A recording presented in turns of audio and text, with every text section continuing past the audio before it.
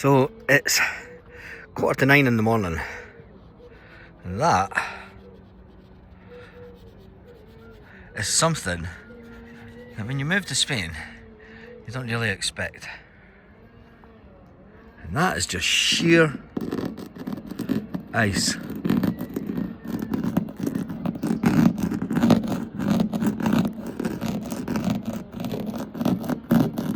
On the car. Then when you're in the car, that is just sheer ice. So it's not really a warning about moving inland in Spain.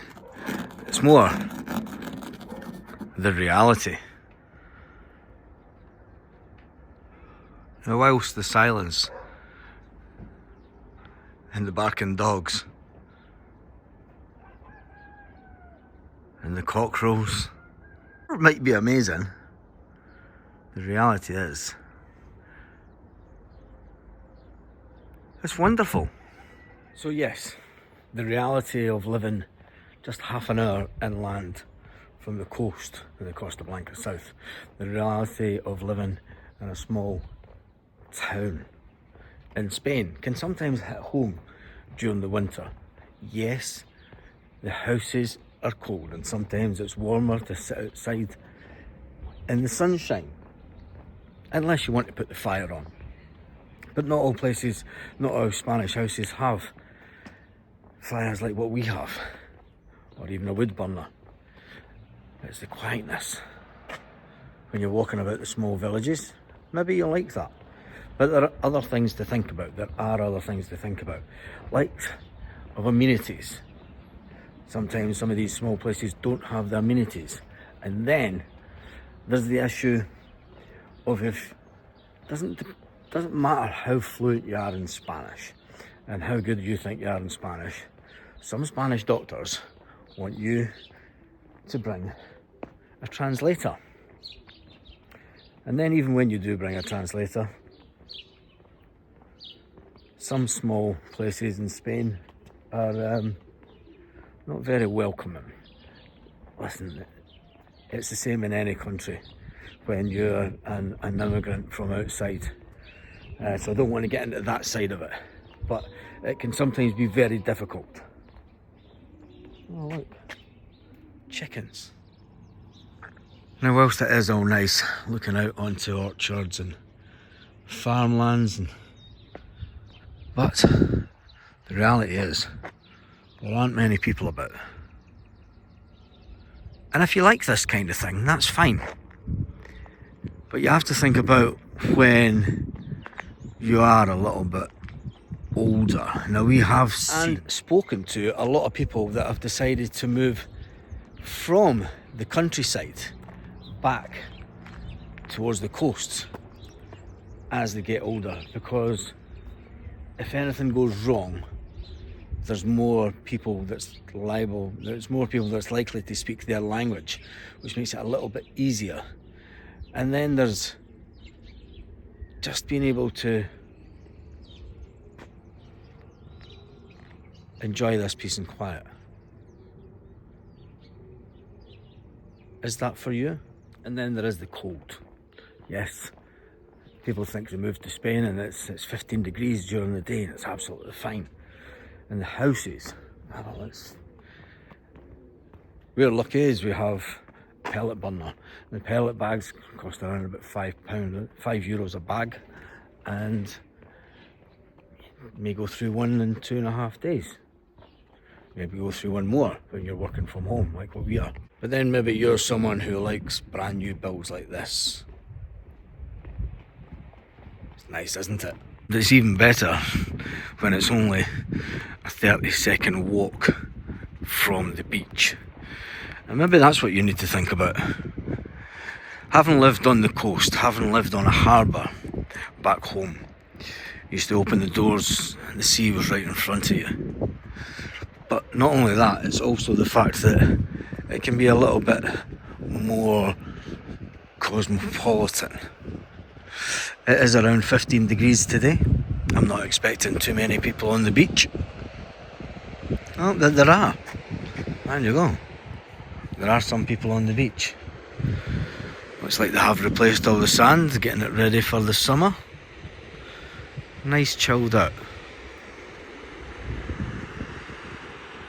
But it's not warm enough yet for the shorts. No, it's not warm enough yet for the shorts. So in other news, today, or yesterday in fact, I woke up to an email from the Social Security here in Spain. And you're thinking, oh my goodness, what is this? But you get a lot of people complaining about paying autonomo here in Spain and being self-employed in Spain.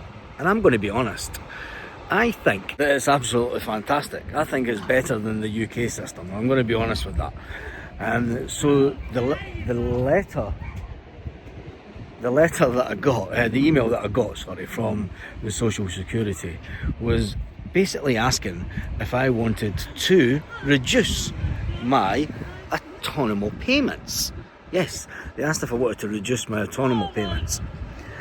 And I thought, that's unreal, because you get a lot of people complaining on Facebook and on forums and etc. about, you get the ones that talk about getting this opportunity to reduce your payments from the Social Security Service themselves, from the actual tax office. Now, there's obviously a financial benefit to doing it straight away, but it comes with a caveat. And that caveat is, and I asked the question, does it affect your future pension? Which had to do. It's only a sensible question to ask, and it did. So since we plan on staying here in Spain until we do retire, I thought, well, there's absolutely no way do I want to reduce what I pay in autonomo payments right now if it's going to affect me in later life, if it's going to mean that I'm going to have to pay more to the autonomo in years to come so that I can get the pension from Spain. And the pension in Spain is quite a good one.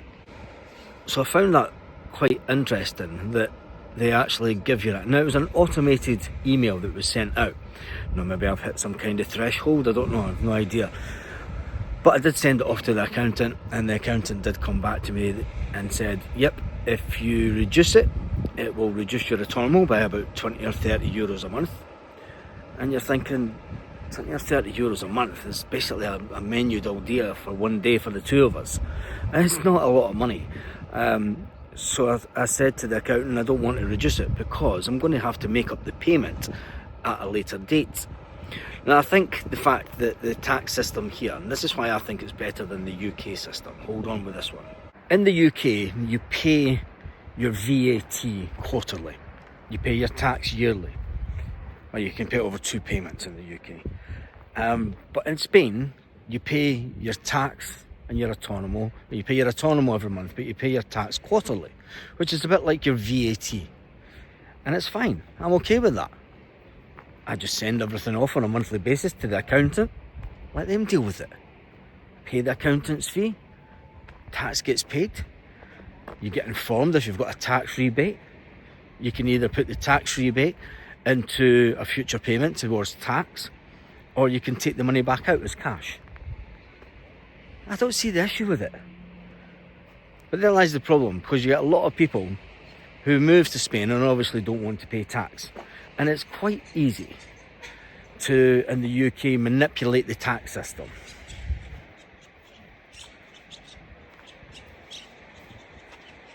But that's not why we are here. We want to be able to enjoy our life in Spain. We want to pay into the system. And we want to make sure. And the reason that I'm talking about this is because we know people. And there was a person that was in the exact same industry that I was in. Although I'm not retired yet. I try to retire. I sometimes think that my line of work, and me work-wise, is like someone that's trying to give up smoking. You try and you try and you try, but you just keep on doing it. And that's like me with the marble business. You try to get rid of it and it just won't go away. It just keeps on coming as much as you try. But anyway, there's lots of people that I've met over the years. And there's one person that I know that they weren't expecting any pension from Spain. They worked here for 7 years part-time and they got a pension payment. They got told by their accountant, you've not claimed your pension. They didn't think they were due any. and then they got some. There's other people that I've known that have worked here for 20 years and got less in pension than what the person that worked part-time 7 years did. Why? Because they put the bare minimum through and they didn't want to pay tax.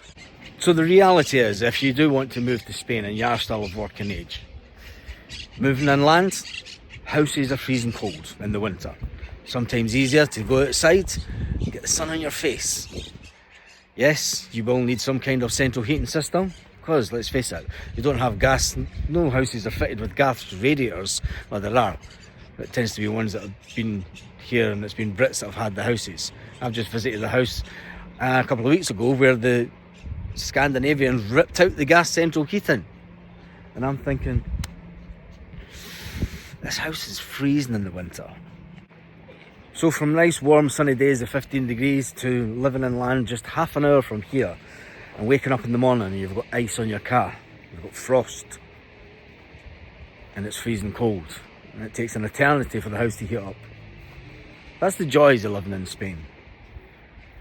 The benefits of living in Spain is that when you find the right place, it's an absolutely amazing country. And that's what you all want. Just somewhere nice, warm and happy to either spend your retirement, or if you're of working age, just get away from the rat race, really. Get away from the rat race, live life on your terms and be a lot less stressed. And that is one thing that I am 100%. And on that note, let's finish it off looking at the sea and the beach, because that's what you want.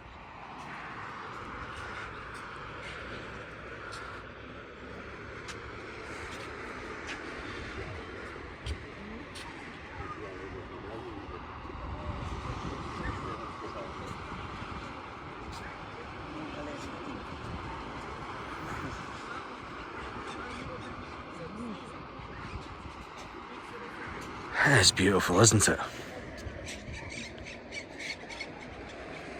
Chilled out.